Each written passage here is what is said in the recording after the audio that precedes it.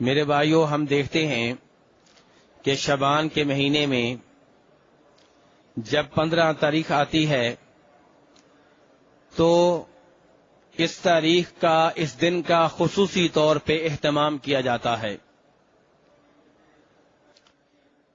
15 شعبان کی رات کو لوگ شب بیداری کا اہتمام کرتے ہیں۔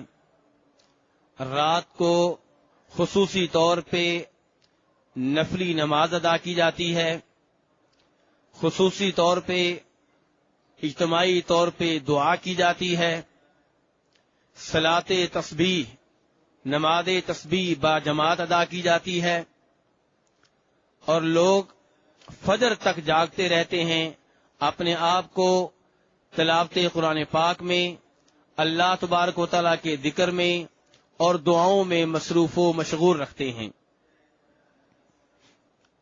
اور دن کے وقت لوگ فجر سے لے کے مغرب تک روزہ رکھتے ہیں، سبیلیں لگتی ہیں، فری میں دودھ اور شربت تقسیم کیا جاتا ہے، لوگ قبرستانوں کا خصوصی طور پہ رخ کرتے ہیں، قبرستانوں میں جا کے اپنے پیاروں کے لیے، اپنے احباب کے لیے، اپنے والدین کے لیے دعائیں کرتے ہیں، فاتحہ خوانی کا اہتمام ہوتا ہے، اور یہ سب کچھ ہوتا ہے 15 شعبان کی رات اور 15 شعبان کے دن میں۔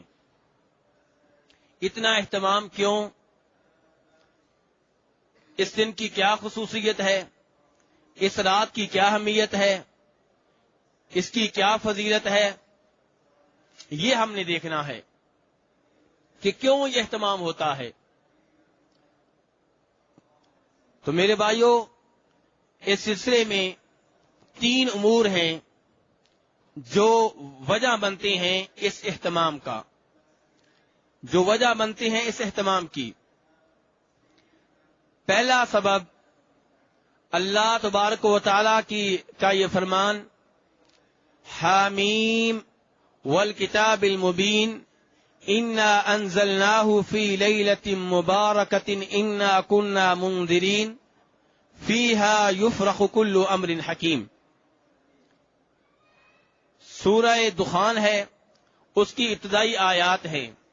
ان آیات کے سمجھنے میں کچھ لوگوں کو غلطی لگی ہے، اور اس غلطی کا نتیجہ یہ ہے کہ 15 شعبان کی رات اور دن کا خصوصی طور پہ اہتمام کیا جاتا ہے۔ ان آیات کا ترجمہ پہلے آپ کے سامنے رکھ دوں کہ والکتاب المبین، اس کتاب کی قسم، یہ کتاب جو بالکل واضح ہے، جو دین کو بالکل واضح کرنے والی ہے، اس کتاب کی قسم، انا انزلناہ فی لیلۃ مبارکہ، اس میں کوئی شک و شبہ نہیں ہے کہ ہم نے اس کتاب کو، ہم نے اس قرآن کو ایک بابرکت رات میں اتارا ہے۔ کیوں اتارا ہے؟ انا کنا منذرین، ہم یہ چاہتے ہیں کہ لوگوں کو جہنم کی آگ سے ڈرایا جائے، لوگوں کو برے انجام سے ڈرایا جائے، اور ڈر کے وہ سیدھے راستے کی طرف آ جائیں، جنت کے راستے کی طرف آ جائیں۔ وہ بابرکت رات جس میں ہم نے قرآن کو نازل کیا، اس کی ایک اور خصوصیت ہے، اس کی ایک اور اہمیت ہے، وہ کیا؟ فیہا یفرق کل امر حکیم، اس میں فیصلے کیے جاتے ہیں ہر مضبوط کام کے، ہر مضبوط کام کے فیصلے اسی رات میں ہوتے ہیں جس بابرکت رات میں قرآن پاک نازل ہوا ہے۔ اب سوال یہ ہے میرے بھائیوں کہ یہ بابرکت رات جس میں قرآن نازل ہوا، جس میں بڑے بڑے امور کے فیصلے ہوتے ہیں، یہ بابرکت رات کون سی رات ہے؟ کچھ مفسرین، کچھ علماء کرام نے کہا کہ اس سے مراد شعبان کی 15ویں رات ہے، اور یہ وہ تفسیر ہے، یہ وہ شرح ہے اس آیت کی، یہ وہ وضاحت ہے اس آیت کی، جس کی وجہ سے آج لوگ اس رات کا خصوصی طور پہ اہتمام کرتے ہیں، یعنی کہ شب برات کا۔ وہ سمجھتے ہیں کہ اس رات ہمارے فیصلے ہونے ہیں، اس رات فیصلہ ہوگا ہمارے رزق کا، فیصلہ ہوگا ہماری زندگی کا، فیصلہ ہوگا ہماری اولاد کا، فیصلہ ہوگا ہماری بیگم کا، فیصلہ ہوگا ہمارے کاروبار کا، اس لیے خصوصی طور پہ لوگ شب بیداری کا اہتمام کرتے ہیں اور شام سے لے کے فجر تک اللہ تبارک و تعالیٰ کی عبادت میں مصروف رہتے ہیں۔ سوال یہ پیدا ہوتا ہے میرے بھائیوں، کیا یہ تفسیر درست ہے؟ یہ کہنا کہ وہ برکت رات جس میں قرآن نازل ہوا ہے وہ شعبان کی 15ویں رات ہے، کیا یہ موقف ٹھیک ہے؟ آپ کہیں گے یہ موقف ٹھیک ہے، اس لیے ٹھیک ہے کہ بہت سے علماء کرام نے یہ موقف اپنایا ہے، لیکن میں یہ گزارش کروں گا کہ اگر چند ایک علماء کرام نے یہ موقف اپنایا ہے تو بہت سے علماء کرام نے اس موقف کو رد کیا ہے، اس کو مسترد کیا ہے، اور ان کے ساتھ قرآن پاک بھی ہے۔ قرآن پاک کی کسی آیت کی سب سے بہتر تفسیر وہ ہوتی ہے جو خود قرآن کرے، کیونکہ قرآن کس کا کلام ہے؟ اللہ تبارک و تعالیٰ کا۔ اللہ تبارک و تعالیٰ کے کلام کو اللہ ہی وعدے کر سکتے ہیں۔ اللہ تبارک و تعالیٰ کے کسی جملے کا معنی کیا ہے یہ اللہ تبارک و تعالیٰ خود ہی بتا سکتے ہیں۔ تو قرآن کی سب سے بہتر تفسیر، سب سے بہتر شرح، سب سے بہتر وضاحت وہ ہوتی ہے جو خود قرآن میں آ جائے۔ تو آئیے خود قرآن سے پوچھتے ہیں کہ قرآن جس بابرکت رات میں نازل ہوا وہ رات کون سی ہے؟ سورہ بقرہ میں چلے جائیے، اللہ تبارک تعالیٰ فرماتے ہیں شہر رمضان الذی انزل فیہ القرآن، کہ وہ مہینہ جس میں قرآن نازل ہوا کون سا مہینہ ہے؟ رمضان کا مہینہ۔ پھر آپ نے ایک ایسے موقف اپنا لیا کہ قرآن جس بابرکت رات میں نازل ہوا اور جس رات فیصلے ہوتے ہیں وہ رات شعبان کی 15ویں رات ہے۔ میرے بھائیو، غلطی ہر ایک سے ہو سکتی ہے۔ اگر کسی ایک آدھ عالم دین یہ موقف اپنایا ہے تو ضروری نہیں کہ ہم بھی اپنائیں، ہم نے دلیل کی طرف دیکھنا ہے، اور قرآن ہمیں بتا رہا ہے کہ وہ برکت رات جس میں قرآن نازل ہوا وہ رمضان کے مہینے میں ہے، شعبان میں نہیں ہے۔ مزید وضاحت سورۃ القدر میں فرمایا انا انزلناہ فی لیلۃ القدر، کہ ہم نے قرآن کو جس رات میں نازل کیا ہے وہ رات شب قدر ہے۔ شب قدر کس مہینے میں ہوتی ہے میرے بھائیوں؟ رمضان کے مہینے میں ہوتی ہے، رمضان کے آخری عشرے میں ہوتی ہے، اور رمضان کے آخری عشرے کی طاق راتوں میں سے کوئی ایک رات ہوتی ہے، 21ویں رات یا 23ویں رات یا 25ویں رات یا 27ویں رات یا 29ویں رات۔ تو میرے بھائیوں، وہ رات جس رات میں قرآن نازل ہوا، جس رات کو بابرکت کہا گیا ہے، جس رات کو فیصلے ہوتے ہیں، وہ رات شعبان کی 15ویں رات نہیں ہے، بلکہ وہ رمضان کے آخری عشرہ کی طاق راتوں میں سے کوئی ایک رات ہے۔ اس لیے شعبان کی 15ویں رات کا اہتمام اس لیے کرنا کہ اس رات فیصلے ہوتے ہیں یہ غلط ہے، اور دلیل آپ سب نے جان لی ہے۔ میں نے دلیل سے بات کی ہے، آپ کو بتا دیا ہے کہ سورہ دخان کی ابتدائی آیات کو بنیاد بنایا جاتا ہے کہ اللہ تعالیٰ نے ان آیات میں فرمایا کہ ہم نے قرآن کو نازل کیا ہے کہ بابرکت رات میں، اور یہ وہی رات ہے جس میں بڑے بڑے امور کے فیصلے ہوتے ہیں۔ کسی ایک تابعی نے کہہ دیا کہ اس سے مراد شعبان کی 15ویں رات ہے، لوگ اس جانب چل پڑے اور ان بہت سے علماء کرام کو بھول گئے جن کے ساتھ خود قرآن پاک ہے۔ خود قرآن پاک بتا رہا ہے سورہ بقرہ میں، سورۃ القدر میں، کہ وہ رات جس میں قرآن نازل ہوا، وہ رات جس میں فیصلے ہوتے ہیں، وہ رمضان کی رات ہے، وہ شب قدر کی ایک رات ہے۔ دوسرا وہ سبب جس کی وجہ سے شعبان کی 15ویں رات اور شعبان کے 15ویں دن کا اہتمام ہوتا ہے، شب برات کا اہتمام ہوتا ہے، وہ احادیث ہیں جو روایت کی جاتی ہیں۔ اب ہم نے میرے بھائیوں ان چند ایک احادیث کا جائزہ لینا ہے، دیکھنا یہ ہے کہ کیا یہ قابل اعتماد ہیں، کیا یہ صحیح اور مستند روایات ہیں، یا ایسی روایات ہیں جو جناب رسول اکرم صلی اللہ علیہ وسلم کی طرف جھوٹ بول کر منسوب کر دی گئی ہیں۔ اور یہاں پہ ہم نے یہ نہیں بھولنا کہ نبی صلی اللہ علیہ وسلم فرماتے ہیں من کذب علی متعمدا فَلْيَتَبَوَّأْ مَقْعَدَهُ مِنَ النَّارِ، کہ جو میرے اوپر جان بوجھ کے جھوٹ بولے اس کا ٹھکانہ جہنم کی آگ ہے۔ یہ وہ حدیث ہے جس نے محدثین کو اس بات پہ مجبور کر دیا کہ وہ ایک ایک حدیث کو چیک کریں، ایک ایک حدیث کا جائزہ لیں، ایک ایک حدیث کو بیان کرنے والے افراد اور علماء کا جائزہ لیں کہ ان کا اپنا معیار کیا تھا، کیا وہ سچ بولنے والے لوگ تھے یا ان میں سے کوئی ایسے بھی تھے جو جھوٹ بولا کرتے تھے، یا ان کا حافظہ کمزور تھا، یا انہیں غلطی لگ جایا کرتی تھی۔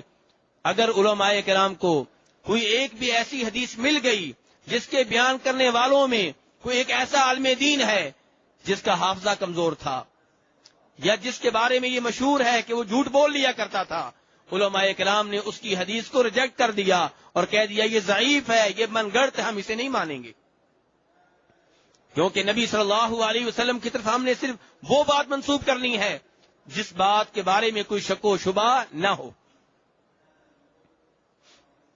تو میرے بھائیوں، شعبان کی 15ویں رات اور شعبان کے دن کے بارے میں، شعبان کے 15ویں دن کے بارے میں جو روایات ذکر کی جاتی ہیں ان میں سے ایک روایت وہ ہے جسے جناب عائشہ رضی اللہ عنہا روایت کرتی ہیں۔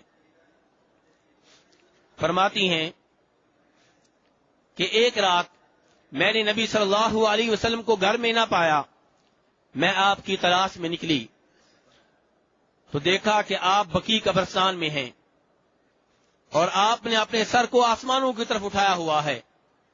مجھے دیکھا تو کہا عائشہ کیا تم اس بات سے ڈرتی ہو کہ اللہ اور اللہ کے رسول تمہارے اوپر ظلم کریں گے؟ تو جناب عائشہ کہنے لگیں میں نے یہ سوچا تھا کہ شاید آپ مجھے چھوڑ کے اپنی کسی اور بیگم کے پاس جا چکے ہیں۔ تو نبی صلی اللہ علیہ وسلم نے اس وقت فرمایا کہ اللہ تبارک و تعالی شعبان کی 15ویں رات، شعبان کی 15ویں رات کو آسمان دنیا پہ نزول فرماتے ہیں اور پھر یہ ندا لگاتے ہیں کہ کون ہے جو مجھ سے اپنے گناہوں کی معافی مانگے میں اسے معاف کر دوں، کون ہے جو مجھ سے رزق مانگے میں اس کو رزق دے دوں۔ اس طرح کی ندا اللہ تبارک و تعالی لگاتے ہیں اور پھر فرمایا کہ اللہ تبارک و تعالی اس رات عربوں کے مشہور قبیلہ کلب قبیلے کا نام ہے، اس قبیلے کی بکریوں کے بالوں کے برابر لوگ جو ہیں بلکہ ان سے زیادہ لوگوں کو معاف کر دیتے ہیں۔ یہ روایت جناب عائشہ بیان کر رہی ہیں رسول اکرم صلی اللہ علیہ وسلم سے کہ آپ نے فرمایا کہ شعبان کی 15ویں رات کو اللہ تبارک و تعالی کتنے لوگوں کو معاف کرتے ہیں؟ فرمایا قبیلہ کلب کی بکریوں کے بالوں کی تعداد سے زیادہ لوگوں کو معاف کر دیتے ہیں، یعنی کہ اس قبیلے کی جتنی بکریاں ہیں، ان بکریوں کے جتنے بال ہیں، ان بالوں سے زیادہ لوگوں کے اللہ تبارک و تعالی مغفرت فرماتے ہیں شعبان کی 15ویں رات کو۔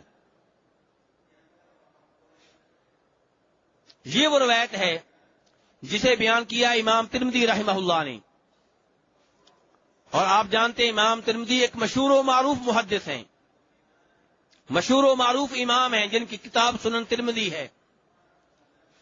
وہ فرماتے ہیں کہ میں نے اس حدیث کے بارے میں اپنے استاد امام بخاری سے پوچھا کہ یہ حدیث کیسی ہے، اس حدیث کے بارے میں آپ کا کیا موقف ہے؟ تو امام بخاری فرمانے لگے کہ ترمذی یہ حدیث ضعیف ہے، یہ حدیث ضعیف ہے۔ کیا مطلب؟ ناقابل اعتماد ہے، یہ مستند روایت نہیں ہے، اور وجہ یہ بیان فرمائی کہ اس حدیث کو بیان کرنے والوں میں ایک آدمی ہے جس کا نام ہے حجاج ابن ارقا، وہ اس حدیث کو بیان کرتا ہے یحییٰ ابن ابی کثیر سے، جبکہ یحییٰ ابن ابی کثیر اور حجاج ابن ارقا کی کبھی آپس میں ملاقات ہی نہیں ہوئی۔ جب آپس میں ملاقات نہیں ہوئی، ایک دوسرے سے احادیث سننے سنانے کا موقع نہیں ملا، پھر حجاج یہ حدیث یحییٰ سے کیسے روایت کر رہا ہے؟ اور یحییٰ جو ہے اس حدیث کو بیان کرتا ہے جناب عائشہ کے بانجے عروہ سے، اور یحییٰ اور عروہ کی آپس میں حدیث سننے سنانے کے سلسلہ میں کوئی ملاقات ثابت نہیں ہے. اور پھر عروہ اس حدیث کو روایت کرتے ہیں جناب عائشہ سے.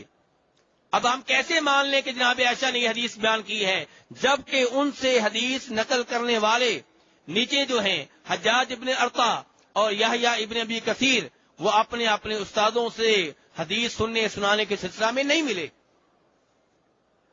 تو جب یہ عیب آ گیا، یہ کمزوری آ گئی، تو اس حدیث کو مانا نہیں جا سکتا. یہ ضعیف حدیث ہے، ناقابل اعتماد ہے. اور یہ کس نے بیان کیا ہے؟ حدیث کے امام امیر المؤمنین جناب محمد ابن اسماعیل البخاری رحمہ اللہ نے. تو پتہ چلا کہ اس حدیث کو بنیاد بنا کے شعبان کی 15ویں رات کی کوئی فضیلت بیان کرنا یا اس کا عقیدہ رکھنا درست نہیں ہے، بلکہ یہ جناب رسول اکرم صلی اللہ علیہ وسلم سے حدیث نقل کرنے کے سلسلہ میں جو احتیاط روا رکھنی چاہیے اس سے ہٹنے کے مترادف ہے. دوسری حدیث میرے بھائیوں جو شعبان کی 15ویں رات کے سلسلے میں بیان کی جاتی ہے، یہ وہ حدیث ہے جسے جناب ابو موسیٰ اشعری روایت کرتے ہیں اور کہتے ہیں کہ نبی صلی اللہ علیہ وسلم نے ارشاد فرمایا کہ اللہ تبارک و تعالی شعبان کی 15ویں رات کو نظر فرماتے ہیں اور اپنی تمام مخلوق کو معاف کر دیتے ہیں، اپنی تمام مخلوق کے گناہوں کو بخش دیتے ہیں سوائے مشرک کے اور سوائے اس مسلمان کے جس کے دل میں دوسرے مسلمان کے بارے میں کینہ ہو اور بغض ہو اور عداوت ہو. اب یہ روایت بھی میرے بھائیوں ضعیف ہے. کیوں ضعیف ہے؟ اس لیے کہ اس حدیث کو بیان کرنے والوں میں ایک آدمی ہے جس کا نام ہے عبداللہ ابن لہیعہ. وہ ضعیف ہے، ناقابل اعتماد ہے. اس کی حدیث جو ہے محدثین کے ہاں قابل قبول نہیں ہے.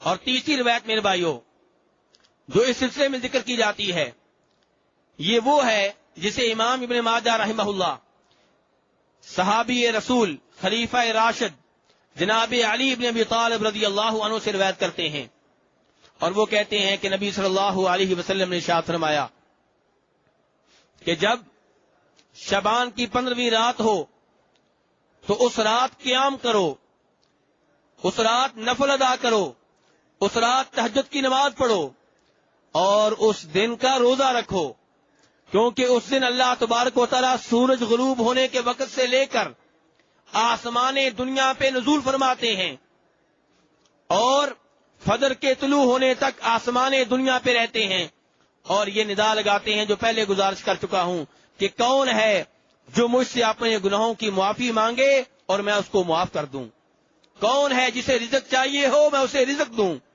کون ہے جو کسی تکلیف میں مبتلا ہو میں اس کی تکلیف کو دور کر ڈالوں.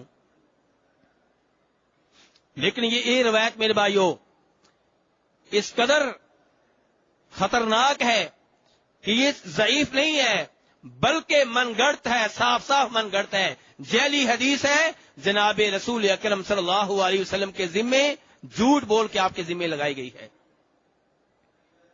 کیونکہ اس روایت کے بیان کرنے والوں میں ایک راوی ہے جس کا نام ہے ابن ابی صبرہ اور اس کے بارے میں امام احمد ابن حنبل اور امام یحییٰ ابن معین واضح کر چکے ہیں کہ اس آدمی کی عادت تھی کہ یہ جھوٹی روایتیں گھڑتا تھا اور انہیں جناب رسول اکرم صلی اللہ علیہ وسلم کے ذمے لگا دیتا، روایت اپنی طرف سے بناتا اور پھر کہتا کہ میں نے فلاں عالم دین سے سنی ہے اور وہ عالم دین کہہ رہے تھے فلاں صحابی نے بیان کی ہے اور وہ صحابی کہہ رہے تھے اللہ کے رسول نے بیان کی ہے.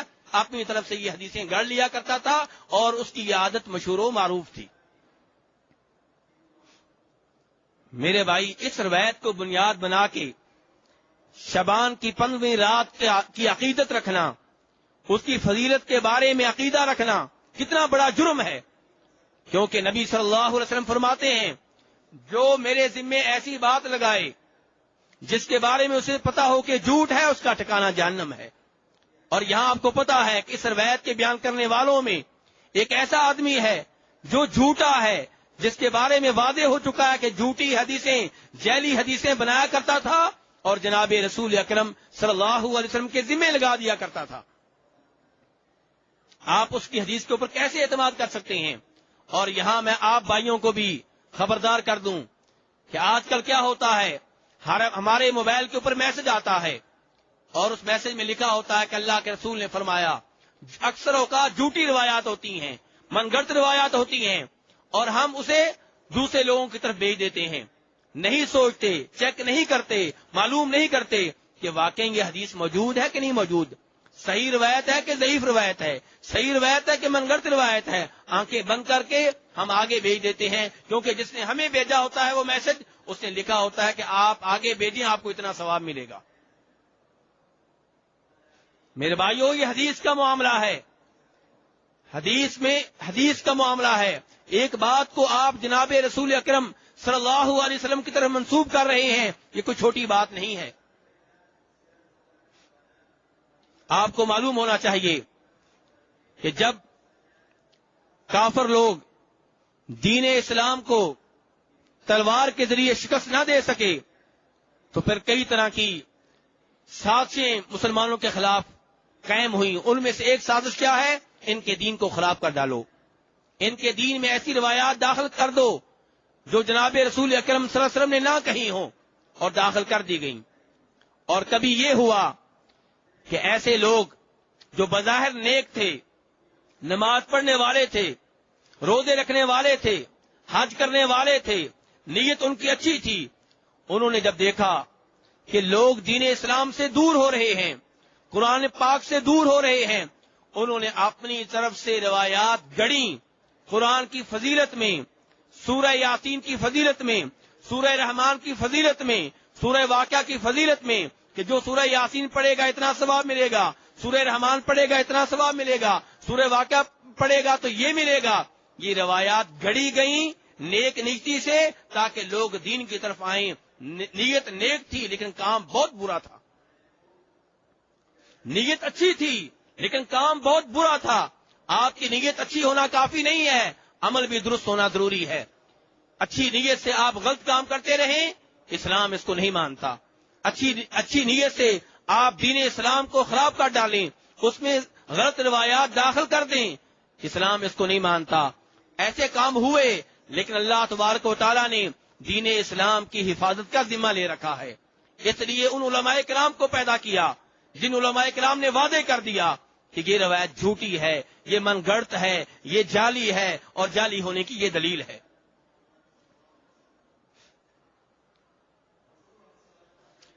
ایک راوی ہے جس کا نام ہے ابو عصمہ نوح ابن ابی مریم. اس کا نام ذہن میں رکھیں، ابو عصمہ نوح ابن ابی مریم. اس آدمی نے خود اعتراف کیا، خود اقرار کیا کہ ہاں میں نے بہت سی روایات گڑی ہیں لوگوں کو قرآن پاک کی طرف متوجہ کرنے کے لیے. نیت اس کی اچھی تھی، کام بہت برا تھا. اتنا برا کام کہ پیارے حبیب صلی اللہ علیہ وسلم فرماتے ہیں کہ جس نے میرے ذمے وہ بات جان بوجھ کے لگائی جو میں نے نہیں کہی اس کا ٹھکانہ جہنم ہے. اب چاہے کسی کی نیت اچھی ہو یا بری ہو، یہ سزا اس کے لیے ہے جس کا اعلان جناب رسول اکرم صلی اللہ علیہ وسلم نے کیا ہے.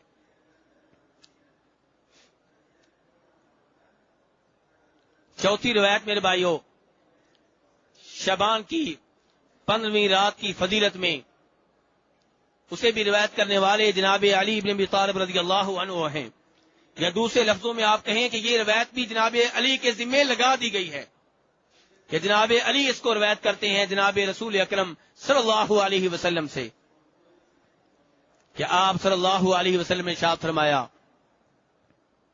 کہ جو شعبان کی 15ویں رات 100 رکعتیں ادا کرے. کتنی رکعتیں میرے بھائیو؟ 100 رکعتیں. اور ہر رکعت میں سورہ فاتحہ پڑھے اور سورہ فاتحہ کے بعد 10 دفعہ سورہ اخلاص پڑھے، قل هو اللہ احد. جب 100 رکعتیں ہوں گی، ہر رکعت میں 10 دفعہ سورہ اخلاص پڑھی جائے گی، تو ٹوٹل تعداد کتنی ہوئی سورہ اخلاص کی؟ 1000 بار. اللہ خوش رکھے آپ کو. 1000 بار سورہ اخلاص پڑھی جائے گی. تو فرمایا جو یہ نماز پڑھے اس کو کیا ملے گا؟ دھیان سے سنیے، یہ جھوٹی روایت دھیان سے سنیے، اس کو کیا ملے گا؟ فرمایا اس رات جو بھی اللہ سے مانگے گا اللہ اس کو دے گا، جو بھی اللہ سے مانگے گا اللہ اس کو دے گا، اور فرمایا اسے 1000 حوریں دی جائیں گی۔ کتنی حوریں؟ 1000 حوریں، اور ہر حور کے پاس 1000 غلام ہوں گے، ہر حور کو 1000 بچہ ملے گا، اور فرمایا جو یہ نماز پڑھے گا اس کو یہ فضیلت بھی ملے گی کہ اس کی والدہ کو موقع دیا جائے گا کہ 1000 افراد کی شفاعت کرے، اس کے والد کو بھی موقع دیا جائے گا کہ 1000 افراد کی شفاعت کرے۔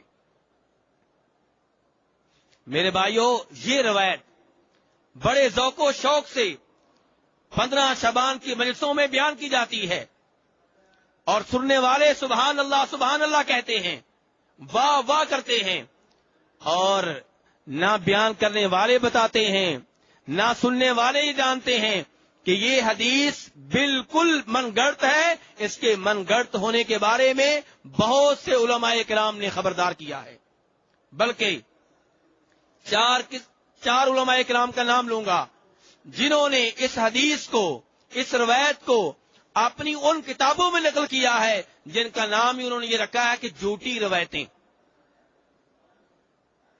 عربی میں ان کا نام ہے، ایک کتاب کا نام ہے الموضوعات۔ الموضوعات کا مطلب ہوتا ہے جھوٹی روایتیں۔ اس کو لکھنے والے ہیں حافظ ابن جوزی۔ وہ اس روایت کو اپنی اس کتاب میں لے کے آئے ہیں اور فرماتے ہیں اس حدیث کے بارے میں کسی قسم کا کوئی شک و شبہ نہیں ہے کہ یہ اللہ کے رسول کے ذمے جعلی طور پہ لگائی گئی ہے، آپ کے ذمے جھوٹ لگایا گیا ہے، رسول اکرم صلی اللہ علیہ وسلم نے یہ روایت بیان نہیں کی ہے۔ حافظ ابن قیم رحمہ اللہ اپنی مشہور و معروف کتاب المنار المنیف میں فرماتے ہیں کہ یہ حدیث من گڑت ہے، اور پھر فرماتے ہیں مجھے تعجب ہوتا ہے ان لوگوں کے اوپر جن کا علم حدیث سے تھوڑا سا بھی تعلق ہے، علم حدیث کو تھوڑا سا بھی جانتے ہیں، اور اس کے باوجود وہ اس روایت کو بیان کرتے ہیں اور اس کے اوپر عمل کرتے ہوئے 100 رکعتوں والی یہ نماز پڑھتے ہیں۔ مجھے ان کے اوپر تعجب ہوتا ہے۔ حافظ سیوطی، امام سیوطی نے اپنی کتاب جو انہوں نے وہ کتاب جس میں انہوں نے جھوٹی روایتیں جمع کی ہیں، وہ بھی اس کتاب میں اس روایت کو لے کے آئے ہیں اور بیان کیا کہ من گڑت روایت ہے، جعلی روایت ہے۔ اور یہی کچھ امام شوکانی نے بھی کیا ہے۔ 4 امام انہوں نے مختلف کتابیں لکھی، ہر کتاب جو ہے وہ کس فن میں ہے؟ جھوٹی روایتیں اس میں جمع کی گئی ہیں۔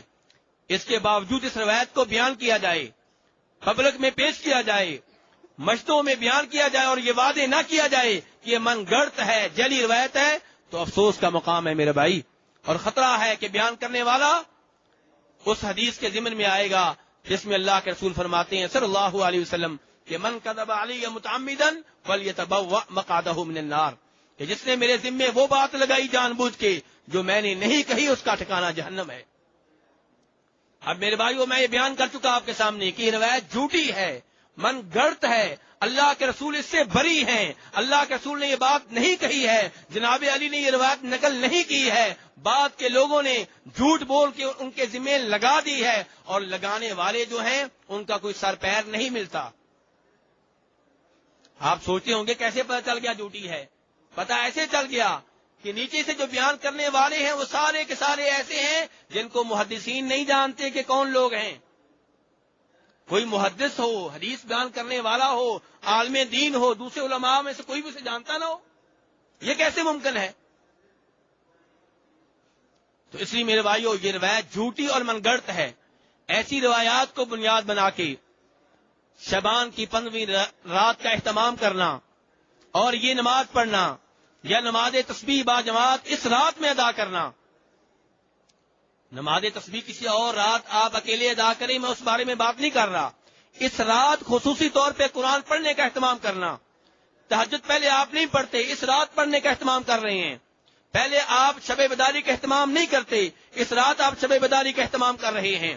اجتماعی طور پہ دعا ہو رہی ہے، صدقہ خیرات کیا جا رہا ہے، یہ سب کچھ کیوں ہو رہا ہے؟ اس لیے ہو رہا ہے کہ آپ سمجھتے ہیں کہ اس رات کی کوئی اہمیت ہے، اس رات کی کوئی فضیلت ہے، لیکن یہ فضیلت شریعت نے بیان نہیں کی، یہ اہمیت شریعت نے بیان نہیں کی، پھر آپ یہ عقیدہ کیوں رکھیں؟ یہ عقیدہ رکھنا جرم ہے کہ اس رات کی کوئی اہمیت ہے، کیونکہ یہ اہمیت ثابت نہیں ہے۔ میرے کئی بھائی یہ سوچ رہے ہوں گے، چلے ہم نے مان لیا کہ یہ روایات جھوٹی ہیں، یہ من گڑت ہیں، یہ جعلی ہیں، یہ ضعیف ہیں، یہ کمزور ہیں، ناقابل اعتماد ہیں، لیکن مولوی صاحب ہمیں یہ بتائیے کہ اس رات اگر ہم قرآن پڑھتے ہیں تو کیا جرم ہے؟ اس رات ہم اجتماعی دعا کرتے ہیں تو کیا جرم ہے؟ اس رات صدقہ خیرات کرتے ہیں تو کیا جرم ہے؟ اس رات ہم نماز پڑھتے ہیں تو کیا ہوا؟ 100 رکعتیں نماز ہی تو پڑھی ہے اللہ کے لیے، کون سا کسی قبر والے کے لیے پڑھی ہے؟ یہ سوال کئی لوگوں کے ذہنوں میں آ رہا ہوگا۔ اب میں اس سوال کا جواب دینا چاہتا ہوں، اور اپنے الفاظ نقل کرنے سے پہلے میں چاہوں گا کہ ایک حدیث آپ کے سامنے رکھ دوں تاکہ آپ کو اپنا یہ شبہ زائل کرنے میں آسانی ہو سکے۔ جو روایت بیان کروں گا وہ جھوٹی نہیں ہے، من گڑت نہیں ہے، بلکہ اسے روایت کرنے والے امام بخاری اور امام مسلم ہیں، جن کی حدیث کی کتابوں میں کوئی شک و شبہ نہیں ہے۔ یہ دونوں روایت کرتے ہیں جناب انس ابن مالک سے۔ جناب انس ابن مالک صحابی رسول ہیں صلی اللہ علیہ وسلم، وہ فرماتے ہیں کہ نبی صلی اللہ علیہ وسلم کے 3 صحابہ اکرام نبی صلی اللہ علیہ وسلم کے گھروں میں سے کسی گھر میں آئے۔ نبی صلی اللہ علیہ وسلم کے گھر کہاں تھے میرے بھائیوں؟ اسی مسجد میں جہاں آپ بیٹھے ہوئے ہیں، اسی مسجد کا وہ حصہ بن چکے ہیں۔ اللہ نے آپ کے اوپر، میرے اوپر کتنا بڑا کرم کیا ہے کہ آج ہم اسی مسجد میں بیٹھے ہوئے ہیں۔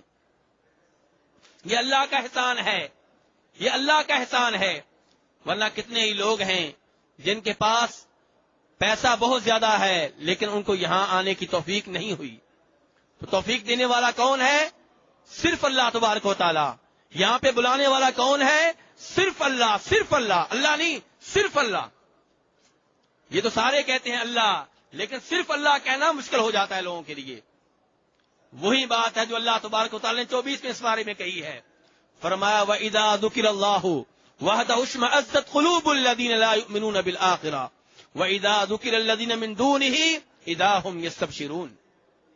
کہ کچھ لوگ ایسے ہیں ان کے سامنے جب صرف اللہ کا ذکر کیا جائے تو ان کے دل تنگ ہونے شروع ہو جاتے ہیں۔ یہ قرآن کہہ رہا ہے کہ کچھ لوگ ایسے ہیں کہ ان کے سامنے جب صرف اللہ کا ذکر ہو تو ان کے دل بڑے تنگ ہو جاتے ہیں یہ بات سن کے، صرف اللہ کا نام سن کے۔ لیکن جب اللہ کے ساتھ اوروں کا بھی ذکر ہوتا ہے یستبشرون، پھر بڑے خوش ہوتے ہیں۔ تو اس لیے میں کیا کہہ رہا ہوں، آپ کو یہاں پہ لانے والا کون ہے؟ صرف اللہ، صرف اللہ تبارک و تعالی۔ تو میرے بھائیوں، نبی صلی اللہ علیہ وسلم کے 3 صحابہ کرام آپ کے گھروں میں سے کسی ایک گھر کے باہر آئے، اللہ کے رسول صلی اللہ علیہ وسلم کے بارے میں معلوم کیا، پتہ چلا کہ اللہ کے رسول گھر میں نہیں ہیں۔ جناب عائشہ رضی اللہ عنہا سے پوچھا کہ ام المؤمنین، ہماری ماں، ہم چاہتے ہیں کہ آپ ہمیں بتائیں کہ جناب رسول اکرم صلی اللہ علیہ وسلم کی عبادت کا معمول کیا ہے، آپ کس قدر عبادت کرتے ہیں۔ آپ جانتے ہیں میرے بھائیوں کہ آپ کی کچھ عبادت وہ تھی جو آپ لوگوں کے سامنے کرتے تھے، لیکن عبادت کے کئی حصے ایسے تھے جو آپ اپنے گھر کے اندر کرتے تھے۔ اس لیے انہوں نے مناسب سمجھا کہ یہ سوال آپ کی بیگمات سے کیا جائے۔ چنانچہ جناب عائشہ رضی اللہ عنہا سے سوال ہوا۔ جناب عائشہ رضی اللہ عنہا نے آپ کی عبادت ان کے سامنے رکھ دی۔ اور میرے بھائیوں، آپ جانتے ہیں کہ نبی صلی اللہ علیہ وسلم کی عبادت کیا تھی۔ رات کو عبادت کے لیے کھڑے ہوتے تو اتنی لمبی نماز پڑھتے کہ جناب عائشہ فرماتی ہیں کہ ان کی اس نماز کی لمبائی کے بارے میں اور حسن کے بارے میں مت پوچھو۔ ہمارا آج دھیان کس سائڈ پہ ہے؟ تعداد کی طرف۔ میں نے 20 رکعتیں پڑھ لی، میں نے 40 پڑھ لی، میں نے 60 پڑھ لی، میں نے 80 پڑھ لی، میں نے 100 رکعتیں پڑھ لی۔ میرے بھائیوں، نبی صلی اللہ علیہ وسلم کا اسوہ اور آپ کی سنت یہ نہیں ہے آپ کی سنت کے بارے میں جناب عائشہ کیا کہہ رہی ہیں کہ آپ رات کی نماز پڑھتے، اتنی لمبی پڑھتے، اتنی عمدہ پڑھتے، لا تسأل عن حسنہن وطولہن، اتنی لمبی نماز، اتنی عمدہ نماز کہ اس کے بارے میں سوال کرنے کی ضرورت نہیں ہے۔ اور دوسری روایت میں فرماتی ہیں کہ نماز پڑھتے پڑھتے آپ کے بابرکت پاؤں سوج جاتے، ورم پڑ جاتا۔ میرے بھائیو، ایک اور روایت میں ایک صحابی کہتے ہیں کہ آپ رات کی نماز پڑھ رہے تھے، میں آپ کے ساتھ کھڑا ہو گیا، میں نے سوچا کہ آپ سورہ فاتحہ کے بعد 100 آیتیں پڑھیں گے، پھر رکوع میں چلے جائیں گے، لیکن آپ نے 100 آیتیں کراس کی۔ میں نے سوچا 200 پڑھ لیں گے، آپ نے وہ بھی کراس کر ڈالی۔ میں نے سوچا سورہ بقرہ جب ختم ہو جائے گی تب رکوع میں چلے جائیں گے، آپ نے اگلی سورہ شروع کر دی۔ سورہ نساء شروع ہو گئی، وہ ختم ہو گئی، سورہ آل عمران ختم ہوئی، اللہ اکبر، پھر کہیں جا کے آپ رکوع میں گئے، کتنے سپارے پڑے میرے بھائیوں؟ کتنے سپارے؟ نہیں میرے بھائی، سورہ نساء ختم ہو گئی ہے، 5 سپارے، 5 سپاروں سے بھی زائد، ایک رکعت میں، 2 رکعتوں میں نہیں، ایک رکعت میں۔ یہ ہے نماز میرے اور آپ کے امام کی، امام اعظم کی، سب سے بڑے پیر کی۔ اور آج لوگ کہتے ہیں کہ میرے پیر جو ہیں ان کو عبادت معاف ہو گئی ہے۔ میرے بھائی، نبی صلی اللہ علیہ وسلم اتنی لمبی نماز پڑھا کرتے تھے، تو جناب عائشہ نے جب آپ کی عبادت کا منظر ان 3 صحابہ کرام کے سامنے رکھا تو انہوں نے آپس میں میٹنگ کی، وہی حجرے کے پاس بیٹھ گئے، ایک دوسرے سے کہنے لگے کہ نبی صلی اللہ علیہ وسلم تو وہ ذات ہیں جن کے بارے میں قرآن کا یہ اعلان ہے، لِيَغْفِرَ لَكَ اللَّهُ مَا تَقَدَّمَ مِن ذَنبِكَ وَمَا تَأَخَّرَ، آپ کی اگلی پچھلی کوتاہیاں، لغزشیں سب کی سب معاف ہو چکی۔ جب آپ اتنی لمبی عبادت کرتے ہیں، اتنی زیادہ عبادت کرتے ہیں، اور ہمارے تو گناہ ہم گن نہیں سکتے، گناہوں کے پہاڑ کھڑے کر رکھے ہیں، تو ہمیں تو عبادت میں اللہ کے رسول سے کہیں آگے ہونا چاہیے۔ یہ ان کی سوچ تھی۔ چنانچہ ایک آدمی اعلان کرتا ہے کہ میں عشاء سے لے کے فجر تک اللہ کی عبادت کیا کروں گا اور اس وقت سویا نہیں کروں گا۔ کیا خیال ہے میرے بھائیو آپ کے اس بارے میں؟ کتنا اچھا پروگرام ہے، عبادت کا پروگرام ہے نا، نعوذ باللہ گانے سننے کا پروگرام نہیں ہے، شراب پینے کا نعوذ باللہ پروگرام نہیں ہے، عبادت کا پروگرام ہے۔ اور پروگرام یہ ہے کہ پوری رات عبادت کیا کروں گا، نیند نہیں لوں گا۔ دوسرا صحابی اعلان کرتا ہے کہ میں فجر سے لے کر مغرب تک روزانہ روزہ رکھا کروں گا، ناغا نہیں کروں گا۔ روزہ میرے بھائیوں کتنی عظیم عبادت ہے۔ اور تیسرا اعلان کرتا ہے کہ میں کبھی بھی شادی نہیں کروں گا۔ کیوں؟ صحابی نے سوچا ہوگا کہ شادی کرتے ہیں تو مسائل کھڑے ہوتے ہیں، شادی کرتے ہیں تو بیگم وقت لیتی ہے، شادی کرتے ہیں تو بیگم اللہ کی عبادت سے غافل کر دیتی ہے، شادی کرتے ہیں تو بیگم کے لیے کمانا پڑتا ہے، شادی کرتے ہیں تو بچے پیدا ہوتے ہیں، بچوں کے لیے کمانا پڑتا ہے، تو شادی سے ہی مسائل پیدا ہوتے ہیں، نہ شادی کریں گے نہ مسائل پیدا ہوں گے، نہ رہے گا بانس نہ بجے گی بانسری۔ اب بظاہر یہ بھی بڑا اچھا پروگرام ہے، بڑی اچھی نیت ہے۔ اب اگر ان لوگوں کے ذہن کے مطابق سوچا جائے جو کہتے ہیں کہ شعبان کی 15ویں رات کو ہم جو قیام کرتے ہیں، جو قرآن کی تلاوت کرتے ہیں، جو اجتماعی دعا کرتے ہیں، جو نماز تسبیح پڑھتے ہیں، اس میں حرج کیا ہے؟ آئیے اس کا جواب اللہ کے رسول سے لیں صلی اللہ علیہ وسلم سے۔ جناب رسول اکرم صلی اللہ علیہ وسلم جب گھر واپس آئے، ام المؤمنین عائشہ رضی اللہ عنہا نے ان صحابہ کرام کی گفتگو آپ صلی اللہ علیہ وسلم کے سامنے رکھ دی۔ جناب نبی اکرم صلی اللہ علیہ وسلم نے اہل مدینہ کو اکٹھا کر لیا، خطبہ ارشاد فرمایا اور خطبے میں کہا کہ ان لوگوں کا کیا حال ہے جنہوں نے یہ بات کہی ہے، انہیں یاد رکھنا چاہیے کہ میں اللہ کی قسم اٹھا کے کہتا ہوں، میں تم میں سے سب سے زیادہ اللہ تبارک و تعالیٰ سے ڈرنے والا ہوں، تم میں سے سب سے زیادہ متقی اور پرہیزگار ہوں. اس سب کے باوجود میں رات کو نماز بھی پڑھتا ہوں, رات کو تہجد بھی پڑھتا ہوں, رات کو سوتا بھی ہوں, دن کو نفلی روزے بھی رکھتا ہوں, ناغے بھی کر لیتا ہوں, میری تو بیویاں بھی ہیں. یہ میری روٹین ہے, یہ میرا طریقہ ہے, یہ میری سنت ہے. جس نے میری سنت سے اعراض کیا وہ مجھ میں سے نہیں ہے. میرے بھائیوں, میرا آپ سے سوال ہے کہ جناب رسول اکرم صلی اللہ علیہ وسلم ان کے اوپر کیوں ناراض ہوئے؟ کیا جرم کیا تھا انہوں نے؟ جرم یہ تھا کہ اللہ کے رسول کو کراس کرنا, وہ عبادت کرنا, اس انداز میں عبادت کرنا جس انداز میں اللہ کے رسول نے نہیں کی. اللہ کے رسول کی سنت یہ ہے کہ رات کو تہجد بھی پڑھیں, سو بھی جائیں. اللہ کے رسول کی سنت یہ ہے کہ نفلی روزے بھی رکھیں, ناغا بھی کر لیں. اور وہ کہہ رہے ہیں کہ ہم روزانہ روزہ رکھیں گے, ناغا نہیں کریں گے, رات کو پوری رات عبادت کریں گے, نیند نہیں لیں گے. یہ نبی صلی اللہ علیہ وسلم کی سنت سے, آپ کے طریقے سے اعراض ہے.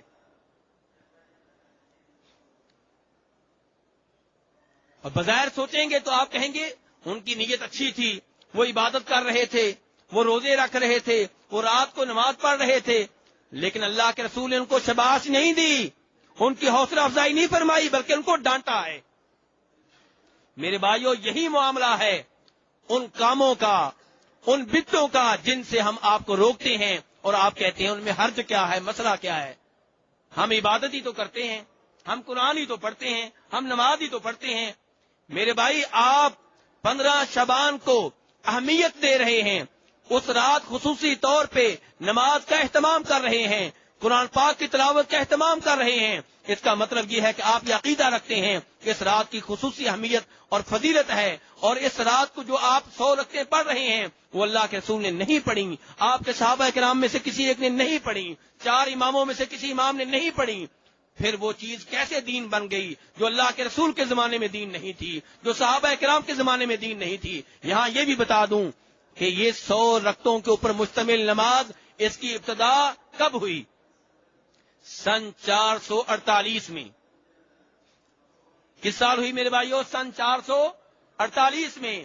یعنی کہ نبی صلی اللہ علیہ وسلم کے دنیا سے چلے جانے کے کتنے سال بعد؟ 437 37 38 کے بعد. یعنی کہ 400 سال سے زائد کا عرصہ گزر چکا ہے, اس نماز کا کوئی وجود نہیں ہے. کسی صحابی نے یہ نماز نہیں پڑھی, کسی تابعی نے یہ نماز نہیں پڑھی.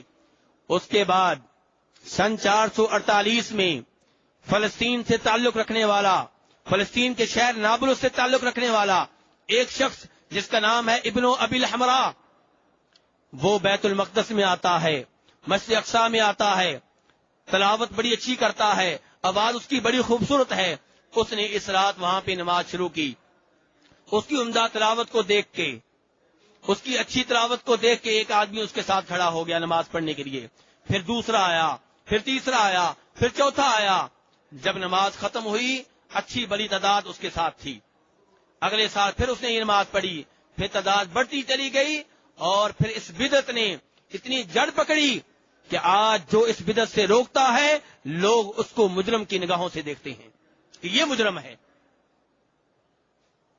مجرم کی نگاہوں سے اسے دیکھا جاتا ہے جو روکتا ہے, جو نہیں پڑھتا ہے. یعنی کہ جو بدعت تھی اسے سنت بنا دیا گیا, اور جو سنت تھی اسے بدعت بنا دیا گیا. میرے بھائیوں, آئیے آپ کے سامنے ایک اور روایت رکھوں, شاید اس سے آپ کو سمجھ آ جائے کہ وہ امور, وہ کام جن سے آپ کو روکتے ہیں اور آپ کہتے ہیں اس میں حرج کیا ہے. آئیے آپ کو بتاؤں کہ ان میں کیا حرج ہے. یہ تیجا, یہ 7واں, یہ 40واں, یہ برسی اور اس طرح کی یہ ساری بدعتیں, ان کے پیچھے کیا خطرناک امور ہیں جن کی وجہ سے ہم آپ کو اس سے روکتے ہیں. میرے بھائیوں, اگر ان بدعتوں کو قبول کر لیا جائے تو دین اسلام بگڑ جائے گا, دین اسلام تبدیل ہو جائے گا, دین اسلام میں تحریف ہو جائے گی.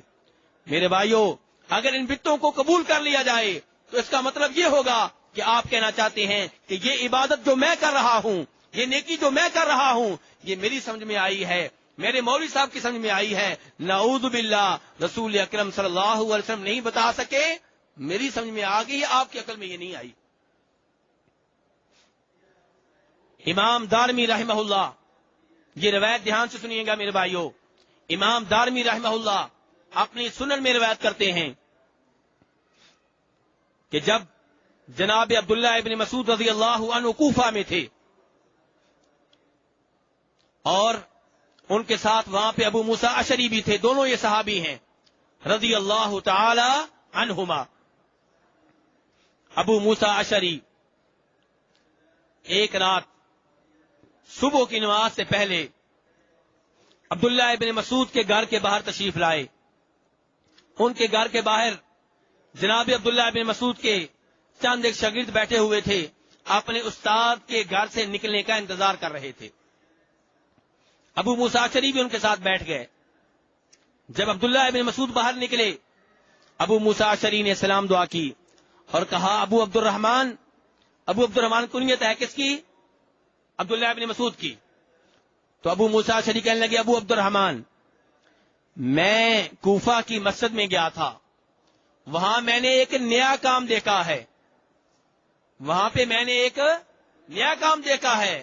اور آگے کہتے ہیں وَلَمْ أَرَ وَالْحَمْدُ لِلَّهِ إِلَّا خَيْرًا، لیکن میں اللہ کی حمد و ثنا بیان کرتا ہوں کہ وہ کام جو میں نے دیکھا ہے وہ نیا ضرور ہے لیکن اچھا کام ہے، خیر کا کام ہے۔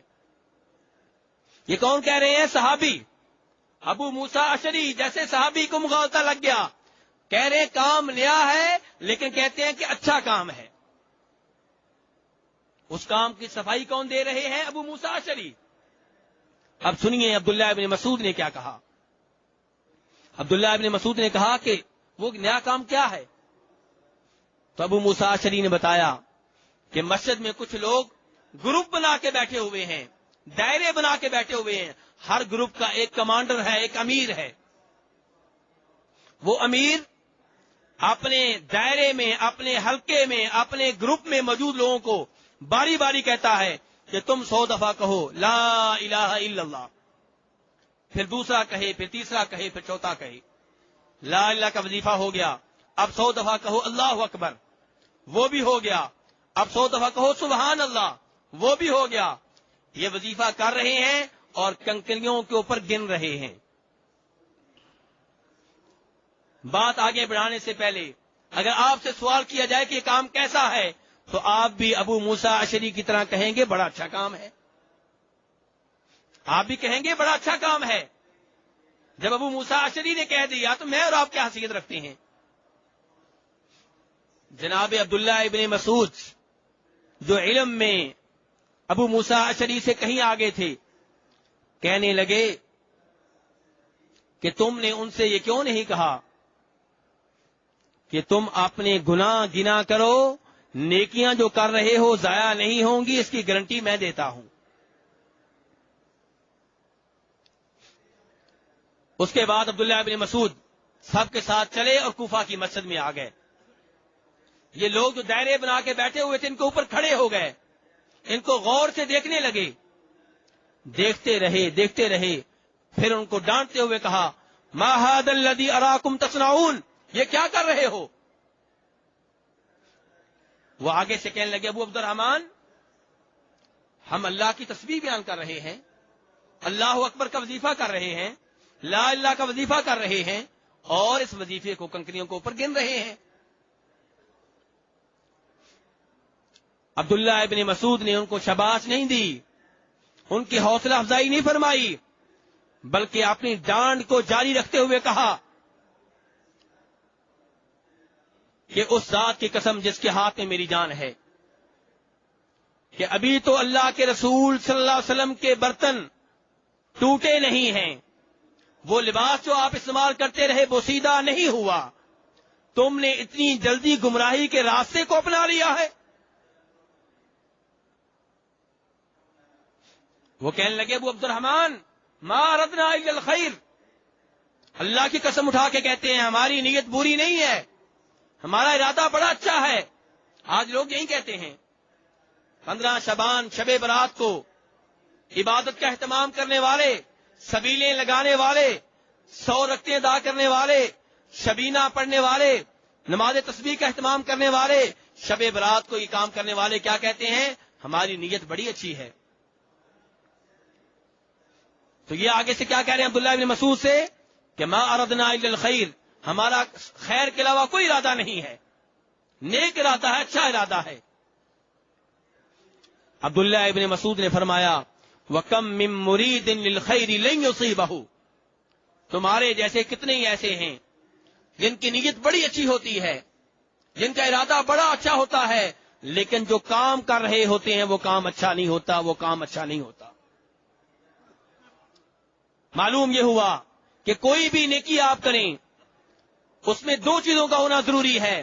نمبر ایک، نیت آپ کی اچھی ہو، ریاکاری کا پروگرام نہ ہو، نیت آپ کی ٹھیک ہو، اور دوسرے نمبر پہ آپ کا وہ جو عمل آپ کر رہے ہیں اس کے اوپر جناب رسول اکرم صلی اللہ علیہ وسلم کی مہر لگی ہوئی ہو.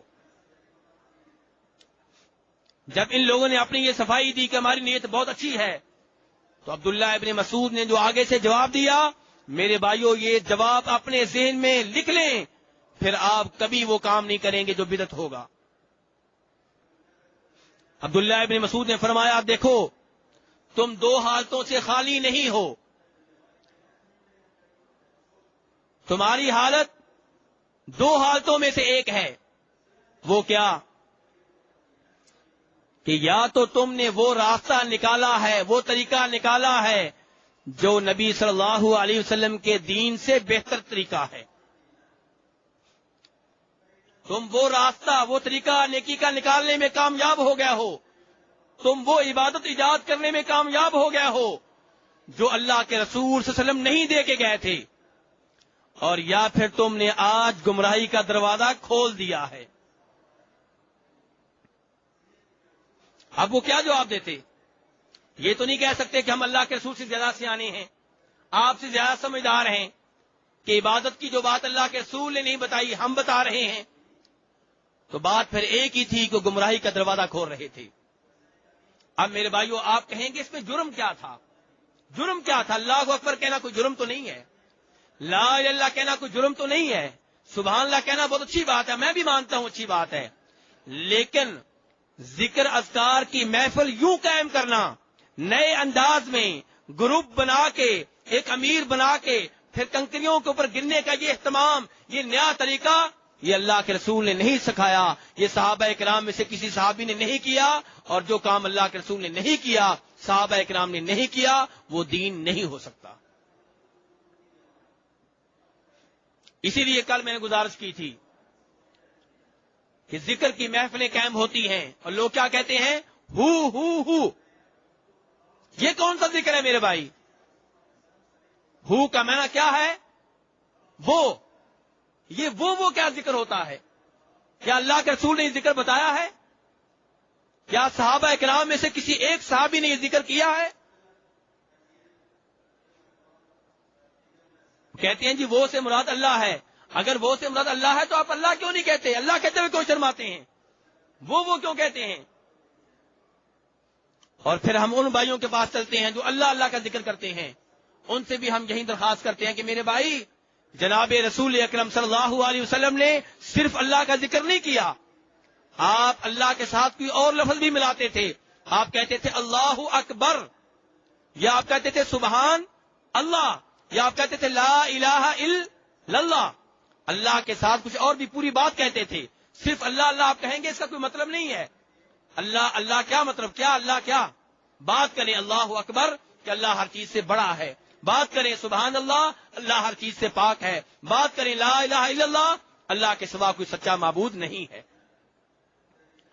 تو میرے بھائیو اس لیے سبحان اللہ ذکر ہے، اس میں کوئی شک و شبہ نہیں، لیکن یہ ذکر جہاں شریعت نے گننے کا کہا آپ وہاں پہ گنیں، جہاں گننے کا نہیں کہا آپ گنے نہیں، کرتے چلے جائیں. نمازوں کے بعد آپ سے کہا گیا کہ 33 مرتبہ اللہ اکبر کہیں، یہاں پہ آپ گنیں گے.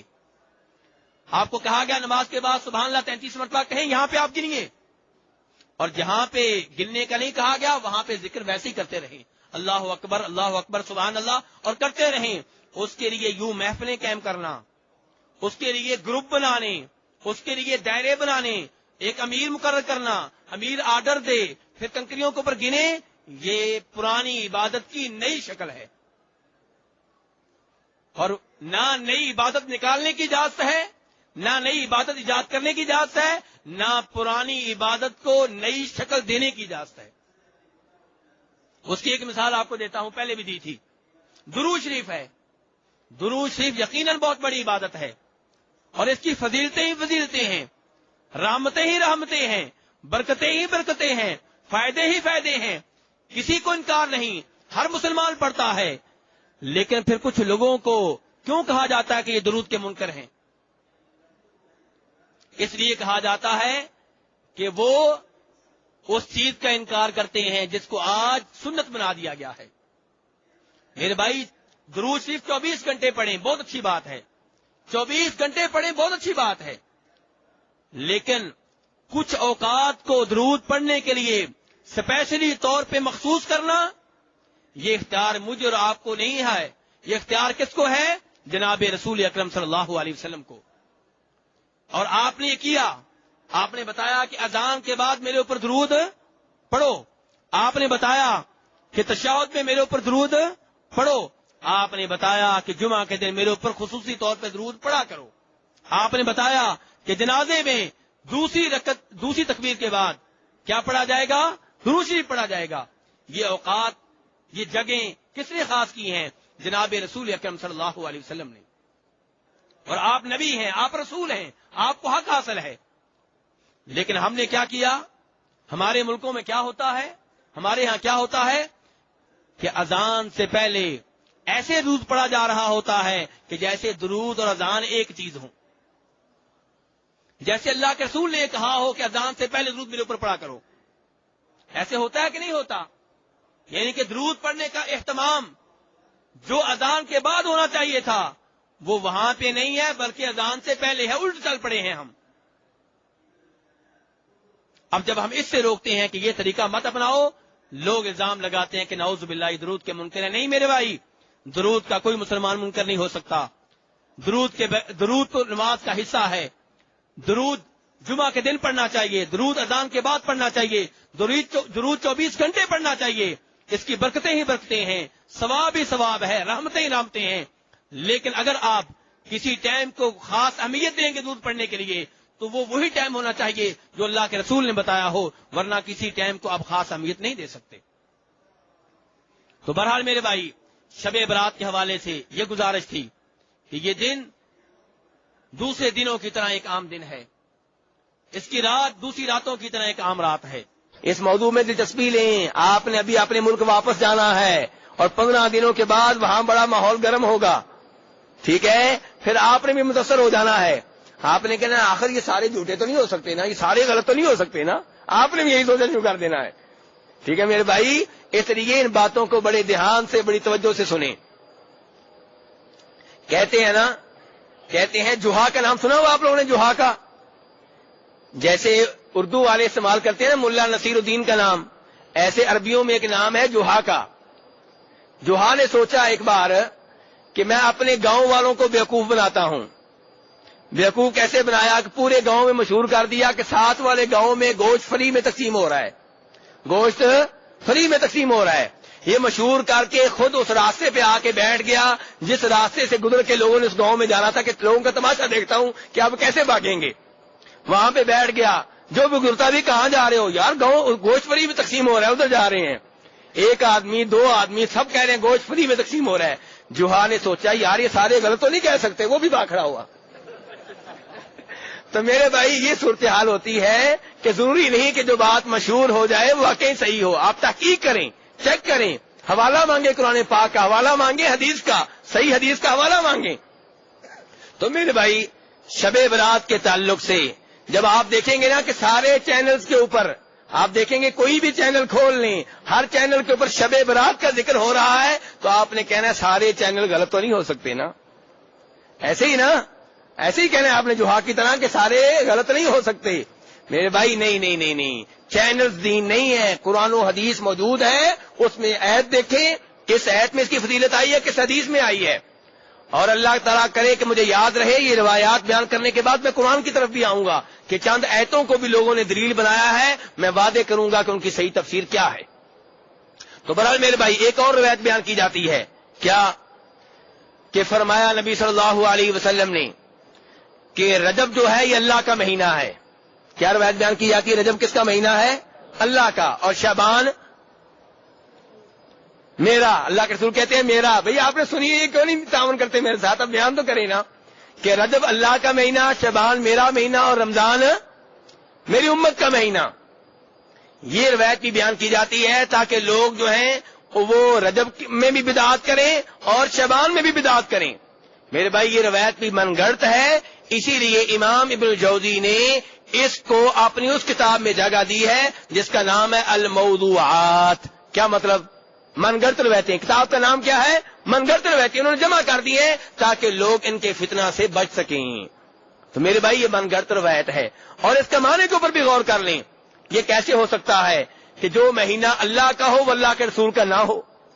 اللہ کے رسول تو اللہ کے تابع ہیں. جس مہینے کے بارے میں اللہ نے کہہ دیا میرا مہینہ ہے وہی مہینہ اللہ کے رسول کا ہوگا. یہ کوئی برابر کی دو ہستیاں نہیں ہیں، بلکہ اللہ کے رسول اللہ کے نیک بندے ہیں، سب سے افضل سب سے اعلیٰ، لیکن اللہ کے کیا ہیں؟ بندے ہیں. جو چیز اللہ کو پسند ہے وہی اللہ کے رسول کو پسند ہے، جو چیز اللہ کو محبوب ہے وہی چیز اللہ کے رسول کو محبوب ہے. میرے بھائی آخری دو روایتیں جو من گھڑت اور جن کا من گھڑت ہونا بالکل واضح ہے شب برات کے تعلق سے. کہتے ہیں جی اللہ کے رسول نے کہا تھا جناب علی سے کہ علی جو شعبان کی 15ویں رات کو 100 رکعتیں پڑھے. کتنی رکعتیں؟ آپ میں سے کس نے پڑھی ہوئی ہیں 100 رکعتیں؟ شعبان کی 15ویں رات کو ہے کسی نے پڑھی ہو؟ کوئی بھی نہیں ہے. جو ایک بھائی مل گیا جی، وہ ادھر بھی بھائی ہیں.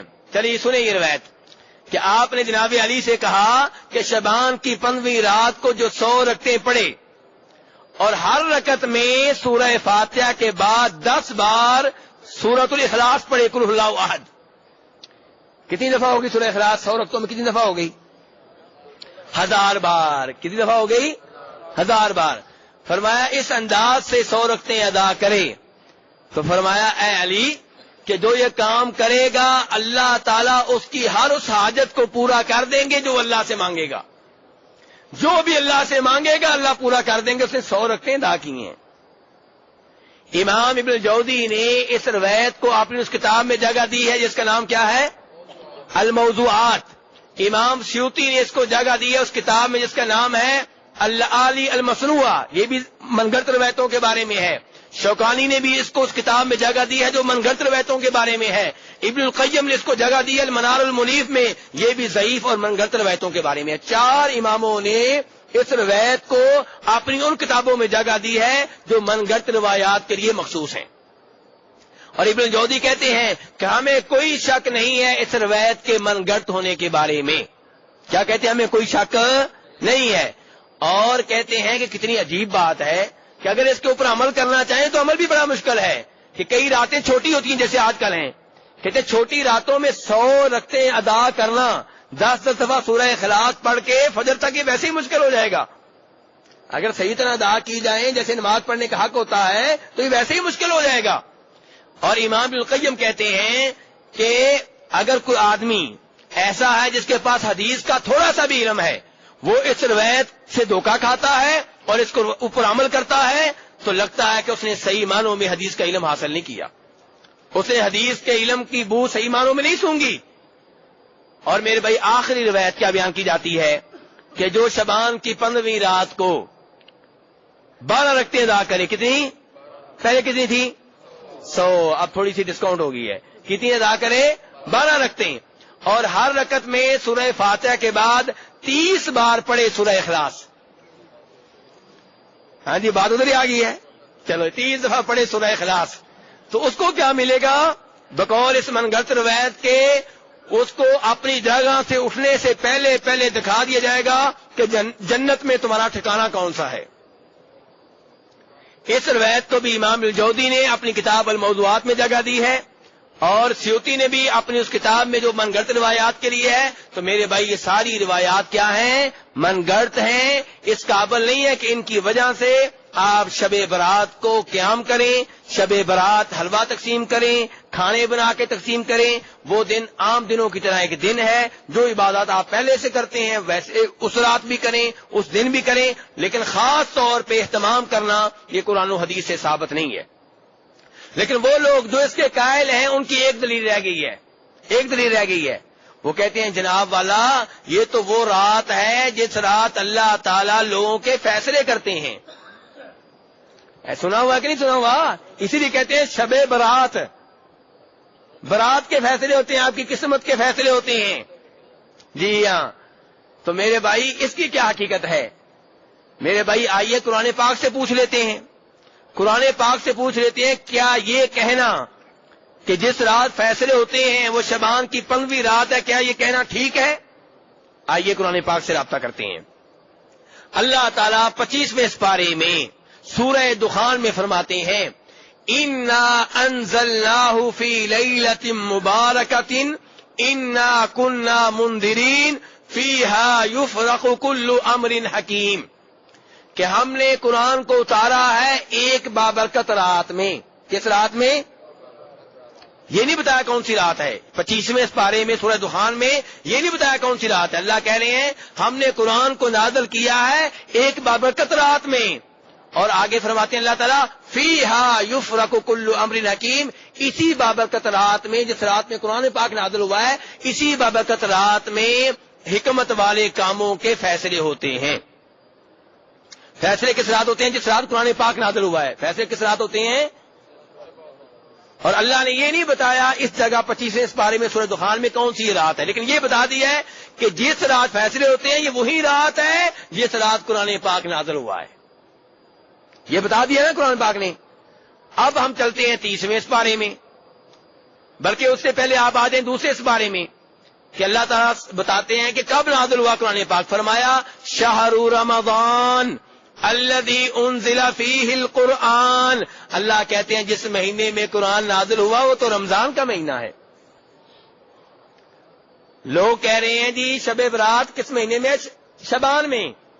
اور اللہ تعالیٰ نے 25ویں سپارے میں سورہ دخان میں کہا کہ جس رات قرآن پاک نازل ہوا ہے اسی رات فیصلے ہوتے ہیں. اور قرآن پاک کب نازل ہوا؟ اللہ نے پہلے دوسرے سپارے میں فرما دیا رمضان کے مہینے میں نازل ہوا. یا اللہ رمضان کے مہینے کی کس رات میں نازل ہوا؟ 30ویں سپارے میں آ جائیں اِنَّا أَنزَلْنَاهُ فِي لَيْلَةِ الْقَدْرِ، فرمایا قرآن کو ہم نے نازل کیا شب قدر میں. شب قدر کس مہینے میں ہوتی ہے؟ رمضان میں. رمضان کی آخری 10 دنوں کی جو طاق راتیں ہیں یہ شب قدر بنتی ہیں. کبھی یہ کبھی وہ، کبھی 21ویں، کبھی 23ویں، کبھی 25ویں، کبھی 27ویں، کبھی 29ویں. میرے بھائی اب آپ ایمانداری سے مجھے فتوا دیں کہ جس رات فیصلے ہوتے ہیں وہ شعبان کی رات ہے کہ رمضان کی رات ہے؟ رمضان کی رات ہے. ایتیں میں نے پڑھ دی ہیں، حوالے میں نے آپ کو دے دیے ہیں. اللہ تبارک و تعالی ہمیں ہر قسم کی بدعات سے بچائیں اور قرآن و حدیث کے اوپر عمل کرنے کی توفیق عنایت فرمائیں.